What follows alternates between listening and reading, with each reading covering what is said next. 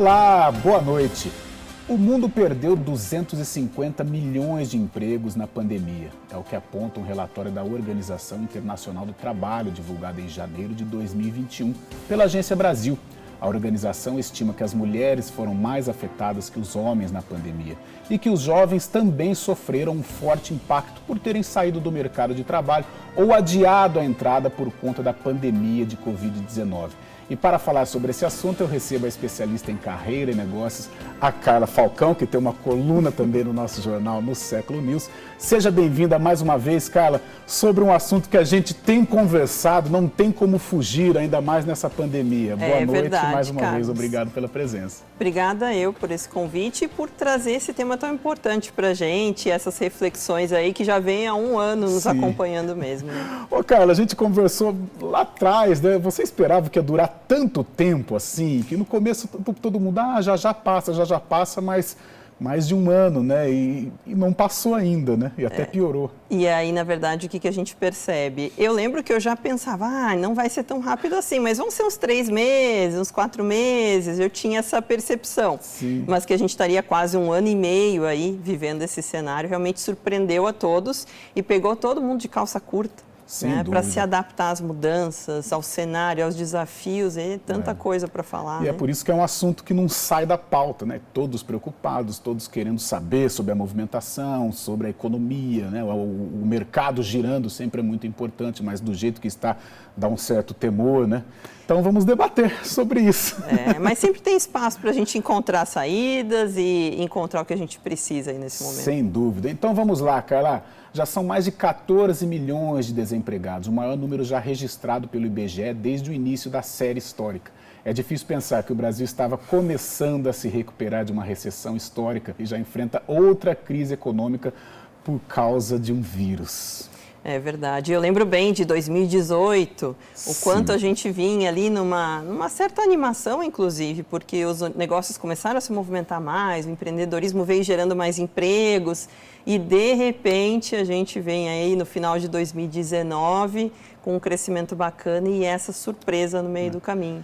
A gente falava num PIB de 3%, né, o crescimento, os economistas, as entrevistas que a gente chegou a fazer aqui com economistas, todos otimistas, todos esperançosos, né, num crescimento, num ressurgimento do nosso país ou do mundo, mais especificamente o Brasil, e de repente vem essa bomba aí, né? Mas isso nos coloca diante de um fato que a gente não pode nunca mais esquecer. Que a estabilidade, ela não é algo mais presente nas nossas vidas. Sim. E esse é o grande desafio nesse cenário que a gente vive. A gente não consegue fazer previsões a longo prazo, porque amanhã pode surgir uma notícia positiva ou que mude os planos todos novamente. Sim. Então, acho que esse é muito ponto, né? Como que a gente se adapta dentro de tudo que a gente precisa viver a esse cenário sem grandes planejamentos. Em que, lógico, a gente tem que se posicionar e desenhar para onde a gente quer ir, onde a gente quer chegar, mas a gente tem que estar resiliente e a gente tem que ser flexível, independente do cenário, na nossa vida pessoal, na carreira, na educação com os filhos. Sim. Então, estamos aí para isso e assim será muitos anos daqui para frente. Né? Sim. Ô, Carla, e a pessoa ficou desempregada? Esse cenário assustador, o noticiário não é legal, o otimismo lá embaixo, os números de desemprego, os números aumentando, mortes aumentando, a vacina demorando a chegar, ou seja, um cenário complicado. E a pessoa foi mandada embora. O que fazer para ela se restabelecer no mercado? Acho que um ponto muito importante da gente lembrar é que a gente não pode parar. Sim. Por mais que a gente sinta emocionalmente, e todos nós sentimos o impacto dessas questões na nossa vida, a gente não pode parar. Então, como que a gente se permite sentir um pouquinho daquela sensação que não é agradável? Diz, eu estou triste, eu estou chateado, eu estou com dificuldade, ok, sim, eu não vou negar isso. Mas como que eu faço para me movimentar?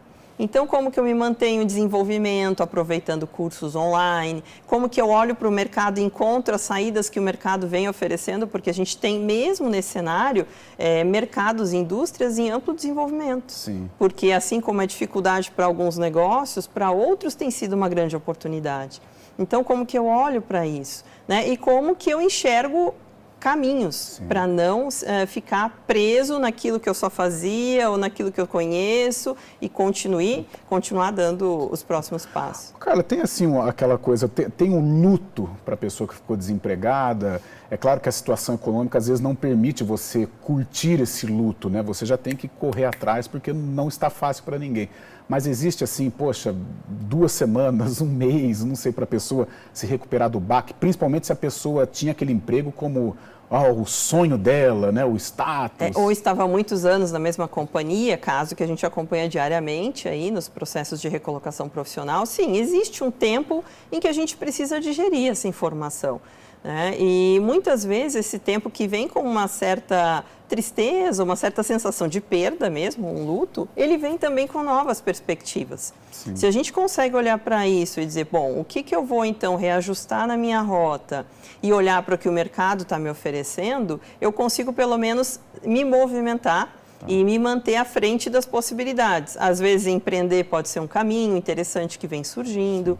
Às vezes, saber negociar melhor uma nova posição em outra empresa. Tem alguns pontos aí que nos ajudam, mas eu preciso estar com o meu currículo atualizado. Eu preciso me manter em movimento. Sim. E não achar que agora, por conta da crise, eu não vou me recolocar. Esse é um ponto importante. Carla, a pessoa está desempregada há um certo tempo, porém, nos tempos de emprego, ela exercia um cargo importante dentro de uma empresa, era um alto executivo, só que está há 1 ano sem conseguir vaga justamente como um executivo, como um cara super poderoso.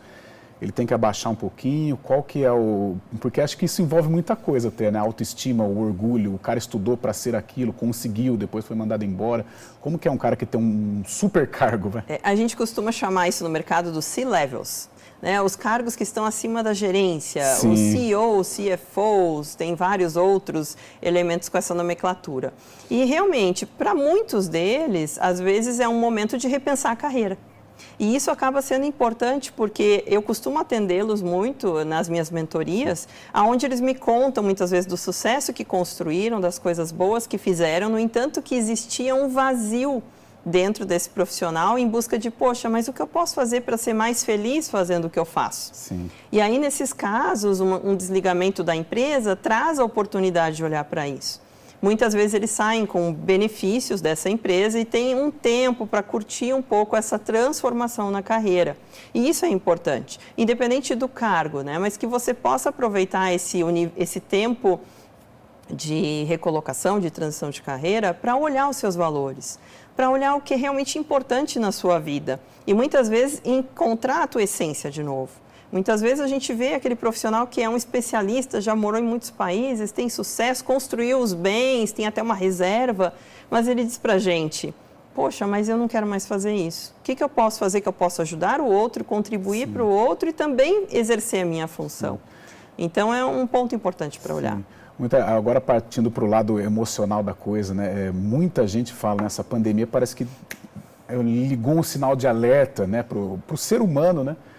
Dá atenção ao seu filho, dá atenção à sua família, ficar mais em casa, né? De repente, você curtir aquele ambiente da sua casa, você valorizar os seus, né? Parece que de qualquer maneira, você pegando o lado positivo de uma situação tão ruim, dá para encarar assim, né? Como diz um cliente meu, ele fala assim, Carla, agora é hora de back to the bases, voltar às bases e realmente entender o que é essencial na tua vida. Alguns deles me colocam, inclusive, que períodos de demissão, antes de pandemia e tal, serviram para eles como um ponto de transformação na vida, porque aí que eles percebiam a rotina da casa, estavam mais próximos com os filhos e entenderam, assim, o quanto é valioso esse momento, que às vezes em prol da ambição de crescer mais, do desejo, né, de se desenvolver mais, a gente acaba deixando de lado. Então é um momento importante para fazer essa revisão e que tem sido importante para a família como um todo. Né? Então, assim, a gente tem formas de olhar para as dificuldades, entender como me desenvolver, mas também olhar o que de positivo esse movimento todo está trazendo. Ah, legal. A gente vai dar uma olhada no VT da Gabriela Armon. Olha só, dados da Pesquisa Nacional por Amostras de Domicílios Contínua, o PNAD, 5,9 milhões de pessoas desistiram de procurar uma oportunidade desses. Certamente muitos são chefes de família. É provável que a falta de emprego se transforme em depressão. De que forma é possível ajudar essas pessoas? É o assunto da psicóloga, que também tem uma coluna no nosso jornal, no Século News, e a Gabriela Armon fala pra gente. Bom, você já passou por uma situação de ter alguém depressivo em casa por conta de desemprego? Como, por exemplo, o seu marido, que talvez era aquele que era o cabeça nesse sentido da casa, né, sustentando, e se vê desempregado hoje, as funções mudando? Bom, como que a gente pode pensar e ajudar essas pessoas? É muito comum que homens, principalmente aqueles que já têm uma função dentro de casa de sustentar financeiramente essa família, que quando se deparam com um desemprego, entram num quadro depressivo. Isso é muito comum. Por quê, né? Existe ali uma cobrança social, uma cultura mesmo, que diz que o homem é aquele que deve manter financeiramente a casa. O homem é aquele que vai ser através do que ele tem. Então, quanto mais ele tem, mais ele é. Não só os homens, todos nós, mas isso, para os homens, é algo muito importante. Não à toa, quando a gente pensa em falir, alguém que faliu, automaticamente a gente imagina, né, vem na nossa cabeça a figura de um homem. Porque isso é atrelado na nossa cultura. E quando um homem perde o emprego, é demitido e ele perde aquilo que ele fazia e que significava demais para ele, praticamente o significava. Bom, a depressão se instala e muitas vezes eles perdem a razão de viver, eles não conseguem enxergar mais por onde, né? Porque eles perdem a vitalidade, a virilidade, isso que os fazia tão homem, né? Dentro da casa, dentro da sociedade. As esposas, as companheiras, enfim, os maridos, é muito importante que possam estar ao lado deles nesse momento. E com muito cuidado, porque é muito comum que acabe ali havendo uma desvalorização do que a pessoa é, uma cobrança excessiva. Então, ao lado dele, tente ajudá-lo, né, você que está passando por isso junto, a trazer novos significados. O que ele é para além de um trabalhador? Quem ele é para além daquele que mantém a casa? Como que ele pode se deslocar dessa posição social? Ele pode continuar trabalhando em uma outra função, ou ele pode cuidar da casa enquanto a esposa sai para trabalhar. Porque é muito importante que a gente possa quebrar isso que é tão enrijecido, né, tão engessado, que são as posições dadas socialmente. Um homem é muito mais do que seu trabalho. Assim como uma mulher, ela pode ser muito mais além de ser mãe. Uma maternidade não faz uma mulher e um trabalho e dinheiro não fazem homem. Então, você que está ali com seu marido depressivo por conta de desemprego, claro, tirando a questão financeira que é muito importante, mas é importante ajudá-lo a se reconhecer, a se reconstruir para além desse lugar. Ele não é o trabalho dele, ele precisa compreender isso e construir um sujeito e uma identidade para além daquilo que ele pode produzir. Nós não somos máquinas e não somos empresas, nós somos seres humanos. Então, por mais que ele não produza, ele continua sendo. Então, ajude-o a descobrir isso. Ajude a descobrir novos hobbies, novos talentos, para que ele possa se reencontrar e se redescobrir nesse processo. Espero ter ajudado, a gente se vê numa próxima. Tá aí a Gabriela Armon tocando num assunto importante também. A gente até conversava durante o VT, né, falando sobre o VT, essa coisa do homem, do chefe de família. De repente as coisas não acontecem da maneira como ele planejou, ele se cobra bastante. Aquela coisa do machismo, né, também, mas difícil, né? E do comportamento mais masculino, sim, que é mais fechado, não divide tanto as emoções, por isso que ela colocou ali no quadro é muito importante. O quanto a gente pode estimular essas profissionais a compartilhar as emoções. E a entender que, na verdade, ao longo da nossa jornada profissional, a gente não é somente o crachá e a camisa da empresa, que é aí que entra o grande conflito. Quando eu perco o meu cargo, ou perco aquela supermarca que me abarcava, parece que eu perco a identidade. Sim. E aí a gente precisa lembrar que não, que na verdade você é o profissional com uma série de habilidades, com uma série de competências e conquistas ao longo dessa jornada que faz você ser quem você é. Sim. Então, tirar essa pessoa desse movimento da perda do seu cargo e levá-lo para outras atividades, como o hobby mesmo que ela colocou. Eu mesma vou te dizer que eu criei uma horta em casa, Eu estou tentando aprender a fazer a minha horta funcionar, porque isso é um desafio também. Então, às vezes você tem um hobby, uma jardinagem, alguma outra questão de trabalho manual que te traz prazer e que volta a conectar você com a sua essência. Sim. E isso te dá o gás para continuar buscando uma recolocação, entender que isso é um momento, que isso não é um processo que veio para ficar, mas que é um momento da tua carreira. Você não está em casa porque quer, né? Você não está passando férias, não, eu saí do emprego, vou ficar em casa. Então, e também aproveitar os momentos para participar de cursos online. Hoje temos aí cursos de inteligência emocional, de soft skills, gratuitos sendo disponibilizados na internet, que trabalham as nossas emoções. Então, assim, é buscar esses recursos, aonde eu vou poder olhar para isso e perceber que isso faz parte do processo. Tá certo. Este foi o primeiro bloco do Ação Nacional. O tema de hoje, impactos da pandemia no mercado de trabalho. Eu estou aqui com a Carla Falcão, especialista em carreira e negócios. Daqui a pouco a gente volta para permanecer aí neste assunto tão interessante.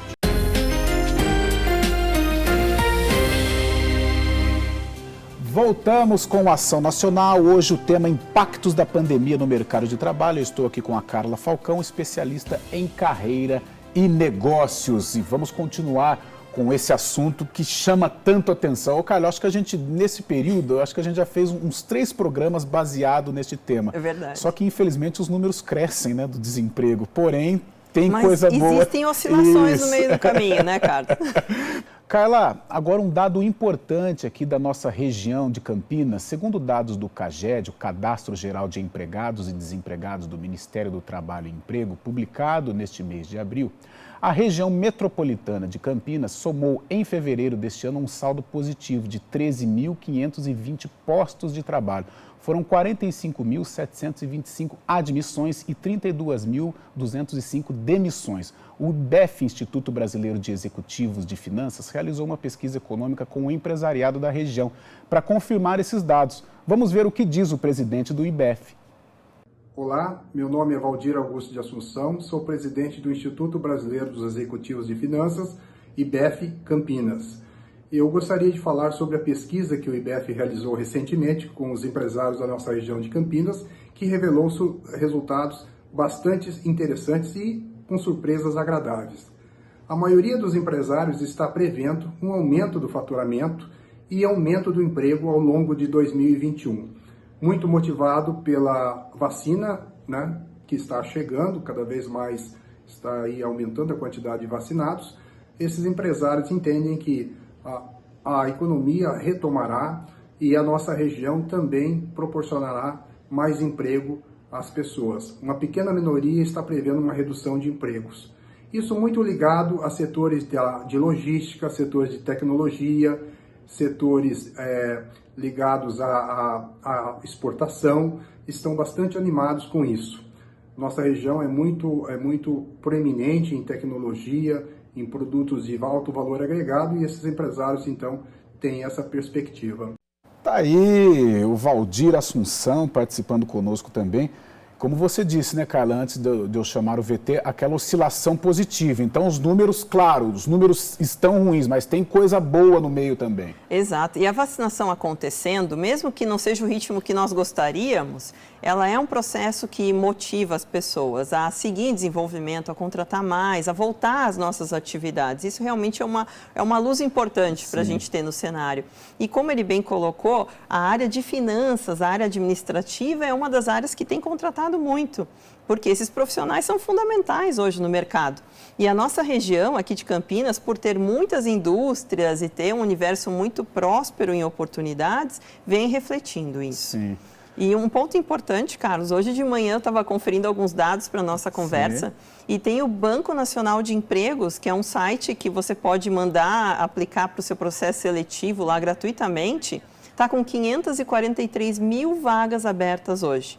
Se você entra e cadastra o seu currículo, por isso manter ele atualizado e por isso está em constante movimento, tem oportunidade lá. Então, existem sinais positivos para a gente. Certo. Carla, quais as áreas que estão em alta, assim, neste 2021? Então, além das áreas logística e finanças, que ele falou, e tecnologia, é importante a gente olhar para a área da saúde, né, Carlos? Sim. Profissionais cada vez mais requisitados em todas as áreas de atuação, inclusive na área da saúde mental, na psicologia, dia, nos atendimentos todos, para a nossa questão emocional ter um suporte.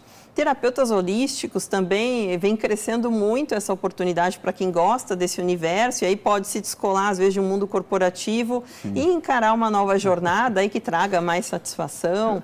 Toda a parte também da tecnologia. Então, quantos recursos de tecnologia a gente vem utilizando e precisa realmente de quem nos oriente nisso? O marketing digital também. Muitas vezes a gente vê transições aí de profissionais de uma área técnica específica indo para a área do marketing digital formar outras pessoas. Então, existe um universo multiplicando oportunidades que a gente deve estar atento para isso. Ô, Carla, e essa troca de área, por exemplo? Porque o novo assusta, né? Verdade. Mas vale a pena a pessoa... me vi aqui, eu não vou conseguir me virar na área que eu domino, vou ter que partir para um outro setor. E aí? E aí que esse é um desejo constante dos clientes, muitas vezes, porque às vezes falta o quê? Você tem muito contato com essas pessoas que mudam, de repente, até drasticamente de área, né? Ou radicalmente? Isso é o que mais acontece hoje, Carlos. E isso acontece hoje em paralelo à vida corporativa também. Antes a gente pensava que eu precisava largar o meu emprego, a minha área técnica de atuação e ter um plano B e virar um empreendedor. Hoje a gente fala, e o mercado até valoriza mais, os profissionais que têm uma outra carreira em paralelo. Porque ele continua alimentando a sua curiosidade por novos aprendizados e acaba até aplicando isso no mundo corporativo, né? E até inovando mais no mundo corporativo. E essa transição ela é bastante comum, principalmente na faixa dos 40 anos, que a gente já vivenciou uma experiência grande no mercado, tem um conhecimento técnico, cresceu profissionalmente, mas às vezes sente aquela sensação de, puxa, mas eu podia fazer algo que me fizesse mais feliz. E aí vem esse desejo. E aí a gente, às vezes, com uma pandemia como essa, está sendo empurrado à força a olhar para esse desejo. E dizer, poxa, então agora eu não vou ficar esperando alguma coisa acontecer e vou lá colocar as caras para esse mercado e fazer um pouco desse universo servir a favor de mim também, né? Vale a pena tentar, independente da idade. Sempre assim. vale a pena, sempre vale a pena. Tudo que te traz felicidade, te traz satisfação, facilita o teu desenvolvimento.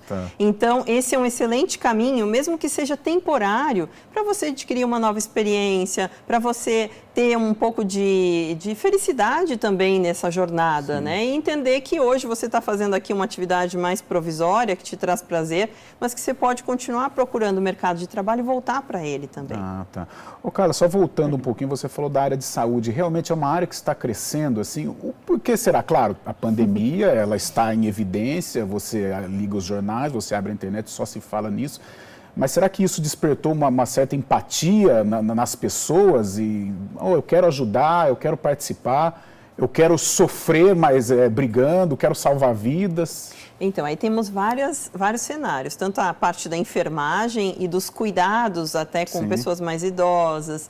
A gente tem necessidade hoje mais de pessoas que cuidem das nossas crianças, às vezes em casa, né? A gente tem a necessidade de um cuidador em casa, com mais detalhes. A gente precisa também dos profissionais da psicologia como um todo, em vários aspectos, para todas as idades, para nos dar o suporte emocional.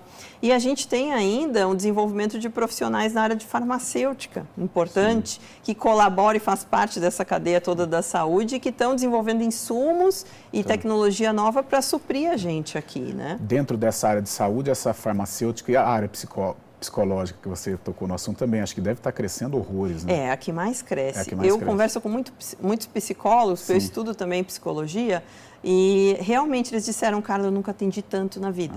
Eu nunca tive com a agenda tão cheia nos meus 30 anos formado enquanto psicólogo, porque a gente viu que isso é importante. Esse é um outro ponto positivo, se for pensar na questão da pandemia. Quantas vezes a gente deixa de lado as nossas dores emocionais? Porque não, porque eu não tenho tempo, não, porque eu não vou investir nisso, não, porque eu não preciso cuidar disso. Aí, de repente, vem um input como esse, a pandemia, e nos força a olhar para o nosso ser humano, né? Para a nossa essência, para aquilo que a gente tanto precisa e que estava jogado de lado. E ainda mais nesse período, né, que você falou da pandemia, eu acho, sinceramente, na minha roda de amigos, entre os parentes também, não teve um que escapou do famoso gatilho, né? Aquele dia que deu um ataque de pânico, a crise de ansiedade. O famoso burnout, né, Carlos? O gatilho, né? Os gatilhos que geram na gente essa sensação de pânico. Sim. E essa questão, além do pânico, pânico, que é um dos casos que mais vem acontecido por conta da ansiedade que a gente vem desenvolvendo, de não saber tanto o dia de amanhã, de não saber como vai resolver as questões que tem em aberto mesmo, né? A gente tem que aprender a lidar com isso, mas muito cuidado com a questão do burnout. E o burnout, que é esse cansaço extremo, esse estresse extremo que traz problemas no nosso corpo também, ele atinge não só os executivos, logicamente, mas as mães, as mulheres e todas as pessoas que estão muito empenhadas com todas as múltiplas tarefas que a gente tem aí que absorver por conta da pandemia, Sim. né? Sem dúvida, é um assunto que desperta muito interesse realmente e que todo dia está aqui, está ao nosso redor. Eu vou fazer o seguinte, eu vou para um rápido intervalo, a gente vai permanecer com esse assunto de emoções, de entrevistas, o lado emocional na busca por um emprego, na busca de uma qualificação profissional em meio a essa pandemia. É o fim do segundo bloco só, do Ação Nacional, impactos da pandemia no mercado de trabalho, é o tema de hoje. Eu estou com a Carla Falcão, especialista em carreira e negócios. Daqui a pouquinho a gente volta com mais assunto aqui.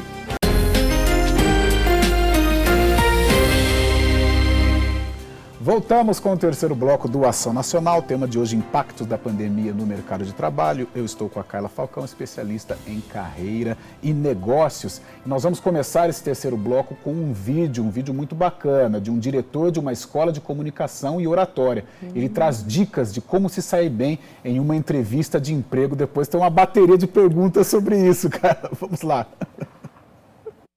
Eu vim aqui para passar 5 dicas básicas para você se sair melhor nas entrevistas de emprego. A primeira delas é a postura.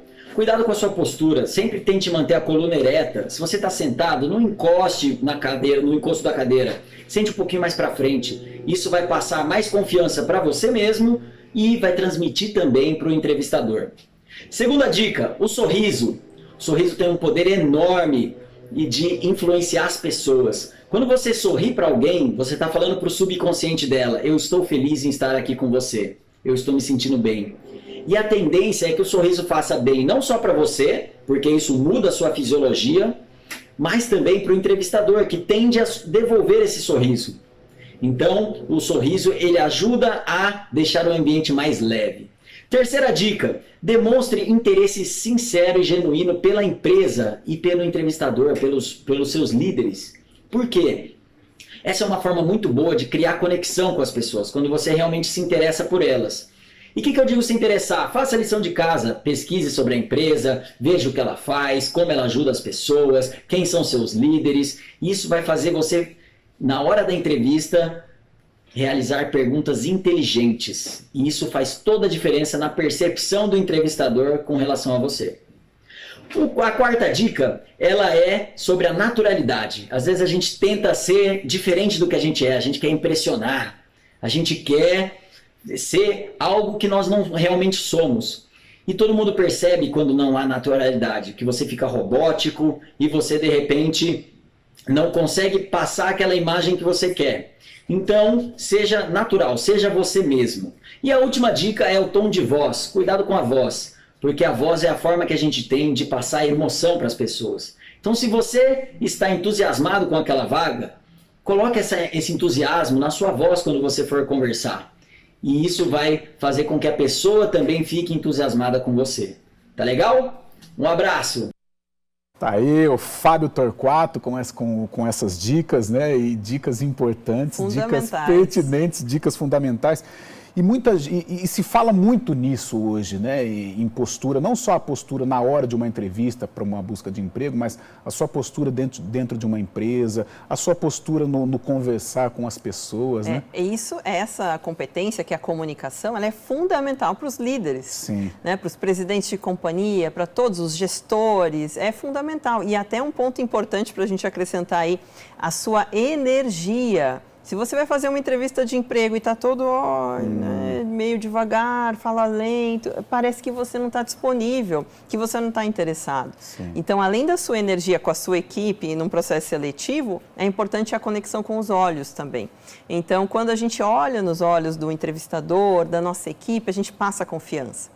E isso também é a forma de deixar a nossa marca e de fazer com que a gente seja diferente dos outros profissionais, então. Ô Carla, mas a gente olha assim, às vezes não é fácil você seguir essas 5 dicas do Fábio, a dica que você passa, e você tem outras dicas também, porque, por exemplo, o olhar no olho, eu sou uma pessoa, eu sou tímido, eu tenho uma certa dificuldade, uma certa vergonha de olhar e tenho lutado contra isso, porque é uma forma também de você passar a verdade, né? De criar conexão. De criar conexão. Veja só, não é tão simples, né? Não, com certeza, é um desafio, mas é um desafio bacana. Sim. E agora que a gente está de máscara nas ruas, a gente anda também com o que é disponível para conectar. Se a gente não vê a expressão facial da pessoa, no sorriso, a gente está de máscara, não vê o sorriso mais. Então, a gente pode sorrir com os olhos. E nessa conexão olhos nos olhos, que ela é difícil, a gente mostra um pouco da nossa energia. Uma forma legal da gente treinar sobre isso é no elevador. Encontrou uma pessoa no elevador, cumprimenta ela, diga bom dia, olhando nos olhos. Sim. Eu sei que não é tão fácil, eu já estou acostumada a fazer isso mais vezes, mas as pessoas às vezes se sentem um pouco intimidadas. Não precisa olhar o tempo inteiro, mas que você troque um olhar, que você esteja disponível para isso. Isso faz uma diferença gigantesca. Certo. Então, faça o exercício de cumprimentar as pessoas olhando nos olhos dela. Diga bom dia, é quase como um aperto de mão. Esse olhar nos olhos Você hoje. tocou no aperto de mão, o próprio aperto de mão, né? Você não precisa amassar a mão da pessoa. Hoje a gente faz assim, né? A gente trocou em outros o aperto de tempos. mão. A gente Mas com gosta firmeza, de abraçar.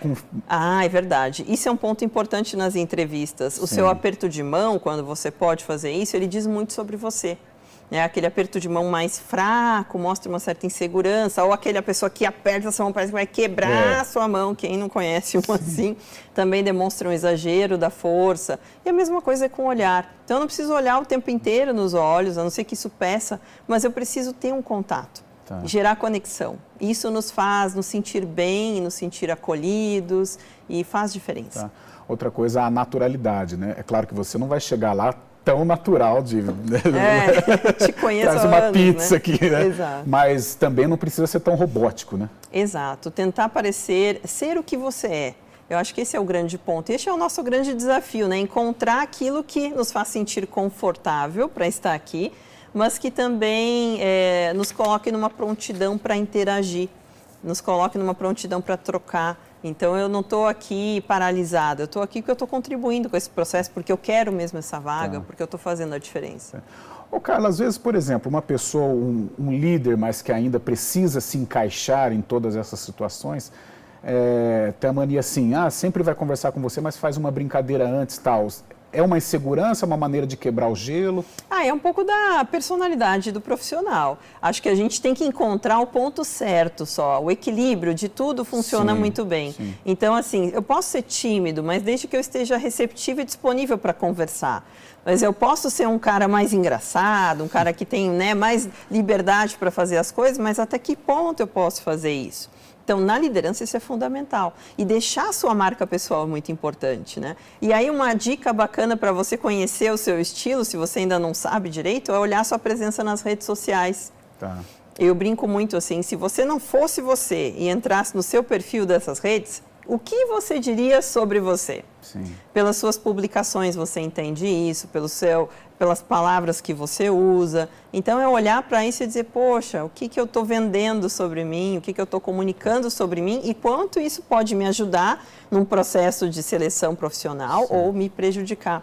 Até no Instagram, por exemplo, que lá é o mundo dos sonhos, né? Lá Principalmente. todo mundo come bem, todo mundo quer lá ser todo mundo está viajando, todo mundo está praticando esporte. Ninguém está triste. Ninguém está triste, que é o mundo da fantasia. Exato. Então, a gente tem que tomar esses cuidados, né? Inclusive, essa questão de humanizar a sua comunicação. A gente sabe que todo mundo está passando por dificuldades. Então, a gente não é feliz o tempo todo e isso faz parte do processo. Porque senão não faria muito sentido. A gente está aqui para viver essas oscilações do dia que as coisas dão certo, o dia que as coisas não saem tão bem, mas isso passa e amanhã eu estou melhor. Então, é se colocar sendo humano, é se colocar sendo realmente o que você tem para compartilhar com as pessoas, né? E fazer isso trabalhar a teu favor. Legal. Vamos falar de um outro assunto que ficou muito em evidência também durante a pandemia. Muita gente passou a trabalhar informalmente. De novembro de 2020 a janeiro de 2021, houve um aumento de 3,6%, equivalente a 339 mil pessoas, se comparando ao trimestre encerrado em dezembro. Trabalho informal é uma alternativa para quem não consegue uma carteira assinada, Carla? É uma excelente alternativa e acaba sendo o primeiro passo para o empreendedorismo. Quem aqui não conhece alguém que cozinha muito bem, começou a fazer bolos e está vendendo super bem, ou está fazendo marmitinha, ou está criando algum outro tipo de produto ou serviço que começou assim, na informalidade. Tipo, eu tenho uma receita da família aqui que todo mundo ama, aí você começa a reproduzir, aquilo faz sucesso. De repente, você tem que abrir um ponto comercial ou fazer mais entregas, implementar um seu WhatsApp profissional para poder dar conta das entregas. E quando você vê, você está até empregando pessoas. Quem aqui imaginou que um dia produzindo receitas poderia dar oportunidade para outro profissional trabalhar com você? Sim.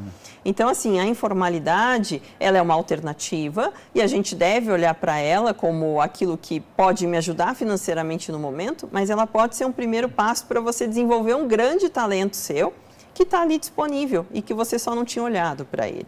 Então, a gente deve olhar com bons olhos também. Na hora da dificuldade, você precisa se mexer. Colocar né? a mão na massa, é o que a gente fala. Repente... Colocar a mão na massa, fazer acontecer e aí novidades vêm. E aí, quem sabe, até uma nova carreira aparece. Carlos, o Sebrae tem muita importância nisso, né? Ajuda, né? Demais. O Sebrae tem uma série de treinamentos, muitos gratuitos, mentorias interessantes oferecidas para quem quer se desenvolver, aprender mais sobre isso. E na internet como um todo. Se você buscar hoje como fazer bolo decorado, você vai achar. Eu vou te dar um exemplo pessoal meu. Eu tenho muita vontade de cantar. E aí, ontem, eu conversando com alguns amigos no condomínio, né, no fim do dia, eu falei, gente, eu vou fazer um curso de canto. Aí disse, quer ver? Eu vou digitar aqui na internet e vou achar. Achei um curso de canto que não era caro, que fazia sentido e vou fazer. Desenvolver um lado meu, que eu posso aprender algo mais e contribuir para alguém que está trabalhando no EAD, que tinha um talento para cantar e resolveu ensinar os outros a cantar. E está criando um curso online. Então, olha que interessante, às vezes você aprender algo é o comecinho da cadeia que ajuda alguém a vender algo, que ajuda alguém mais a se desenvolver. Legal, legal. Qual que é a preferência musical? Eu não tenho preferência, eu só quero aprender a cantar direito. Porque aí trabalha até o teu emocional, não é? Quem canta seus males espanta, não fala? Você acha que se divertiu muito e se diverte em karaokê, então, né? Já teve um tempo, mas agora eu quero aprender a modular mais a voz, como é que afina a voz. Bacana. Quem sabe um dia eu canto num coral. Muito legal. Mas é isso, é olhar para essas oportunidades como caminhos para trazer satisfação. Sim. E isso te ajuda a estar mais leve até para encontrar um novo emprego, sabe? Tá certo. Fim do terceiro bloco. E eu vou tentar instigar aqui o nosso telespectador, que nós vamos falar muito sobre home office no quarto bloco, como se adaptar, como cuidar da casa, cuidar do trabalho em home office. E já estamos finalizando o terceiro bloco e esse vai ser o assunto do quarto e último bloco do Ação Nacional. Tema de hoje, impactos da pandemia no mercado de trabalho. Eu estou aqui com a Carla Falcão, especialista em carreira e negócios.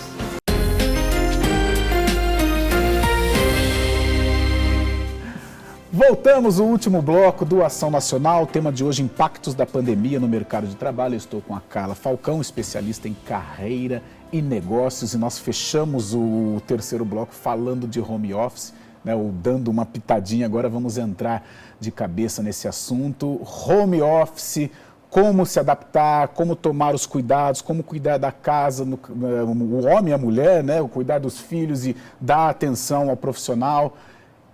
E aí, cara? Como encontrar o equilíbrio esse combo nesse de processo, home office, né? Eu tenho um amigo, headhunter, que ele fala assim, não é home office, é all office, porque está todo mundo em casa. E eu acho que esse tem sido o maior desafio de todos nesse processo, que a gente aprendeu muito a lidar com a segurança, com a saúde, com as questões todas. E aí, como encontrar esse equilíbrio que faz a gente manter a produtividade trabalhando em casa, mas também dar atenção às crianças que precisam da atenção e à própria família.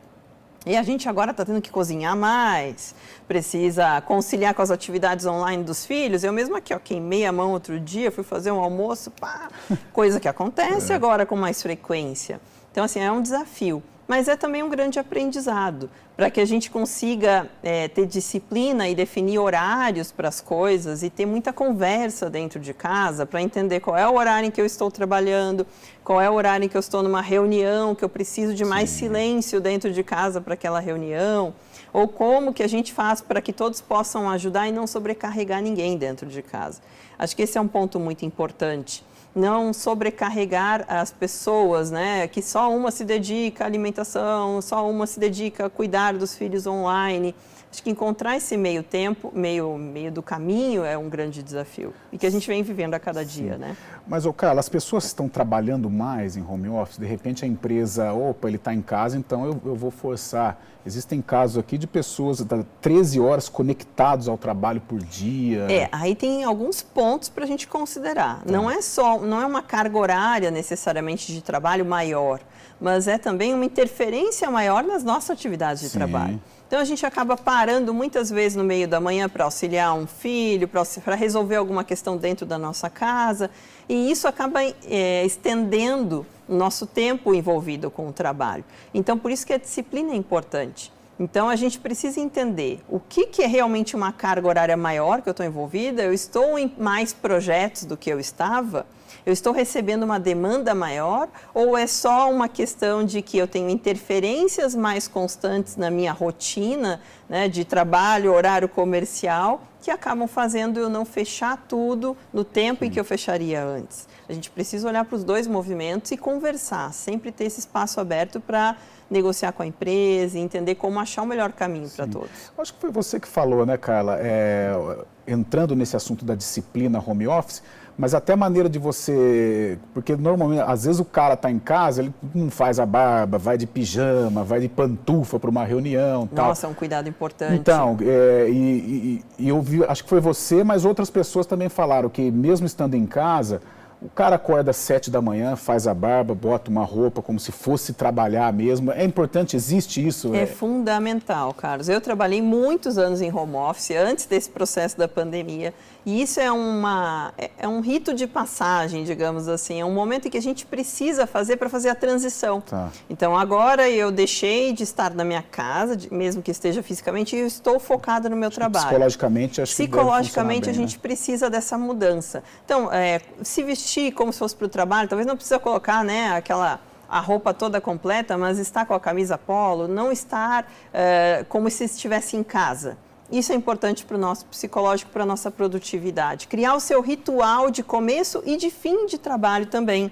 Então, se a gente tem uma bancada de home office em casa, como que eu faço para sinalizar que eu terminei minhas atividades? Para o meu cérebro também dar uma desligada, senão a gente fica trabalhando até a hora de dormir. Então, é abaixar a tampa do computador, guardar as coisas, organizar a mesa e finalizar esse processo. Assim como ter um começo do processo, ter também um final dele. Ajuda muito. E esse tipo de trabalho, né, esse home office, eu tenho a impressão que vai continuar. Já vinha, né? Mesmo antes da pandemia, já havia um crescimento e deve perdurar um tempão aí. A gente acredita muito hoje no modelo híbrido de trabalho. Então, não acredito que o home office total vá se manter, porque a gente sente falta da troca, da interação, né, de estar com as pessoas, que faz muito bem para todos nós.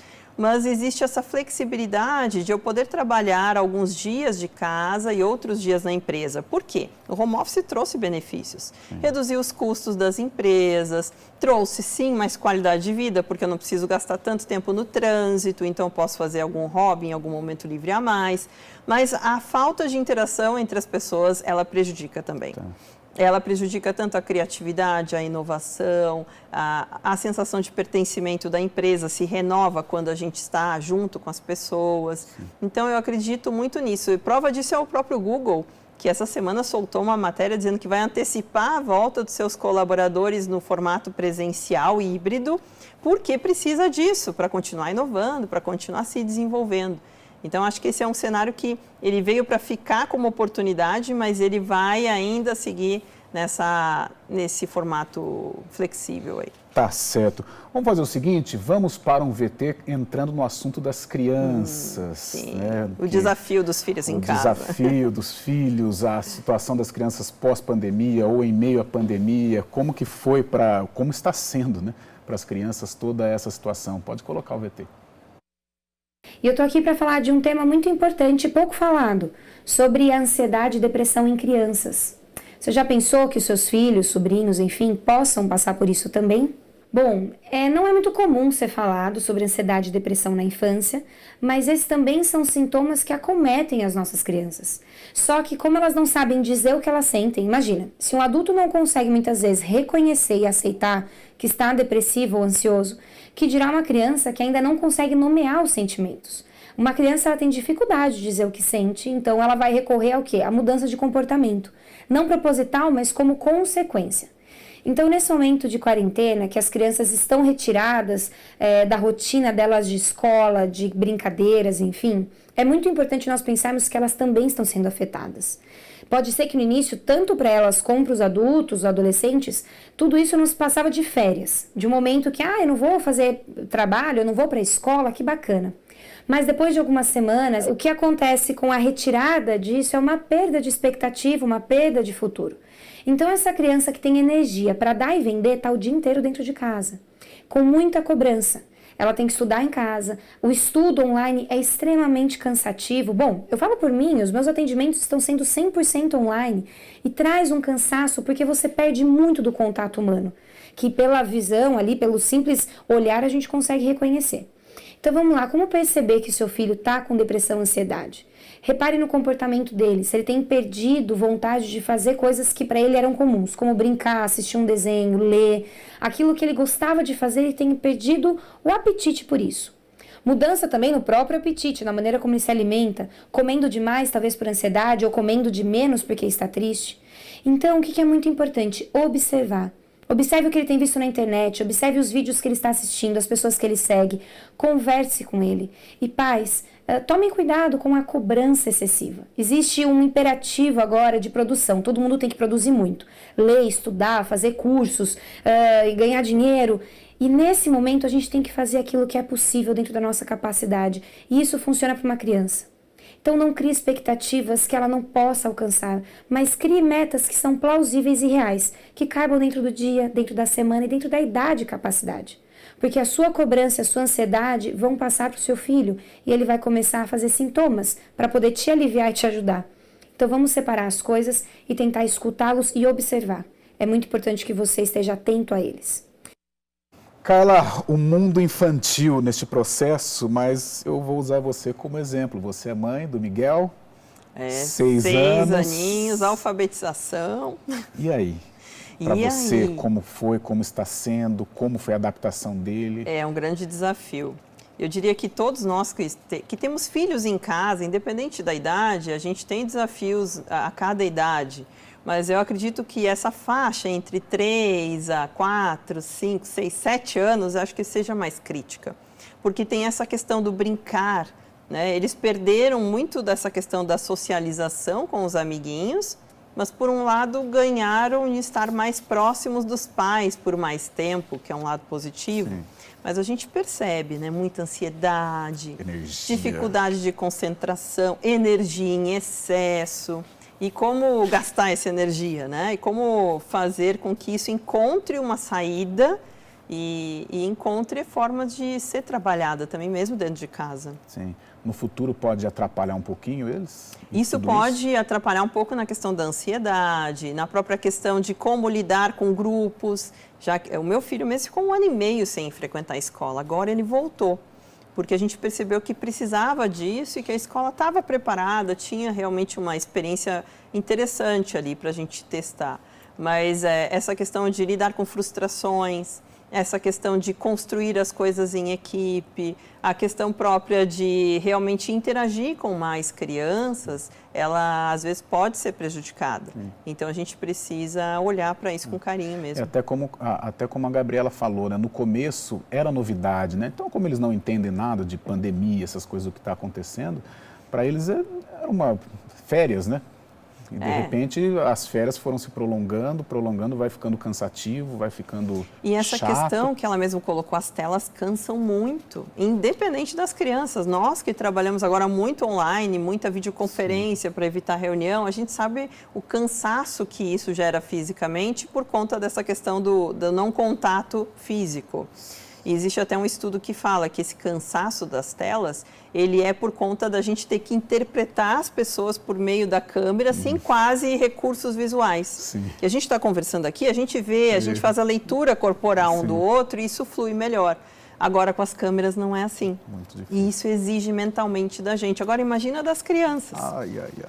E assim, heroínas das nossas professoras que estão ali também se desdobrando para manter a atenção desses pequenos, para educá-los junto. E a gente ali, né, como assistente da professora, fazendo tudo. Tá certo. Carla, mais uma vez, foi um prazer estar com você, esse bate-papo, sempre aprendendo. Eu espero que na próxima vez você aqui, o assunto seja outro, viu? Não de pandemia e tal, o assunto de números positivos com relação ao emprego. Mas esse momento vai chegar, tenho certeza, Carla. Obrigado, até a próxima, tenho certeza, as portas estão abertas para você. Obrigada, igualmente, tudo de bom. Valeu, e o Ação Nacional fica por aqui, sempre com um assunto bacana, todos os sábados às 10h30 da noite. A gente volta no próximo sábado, sempre com um assunto legal para você. Até lá.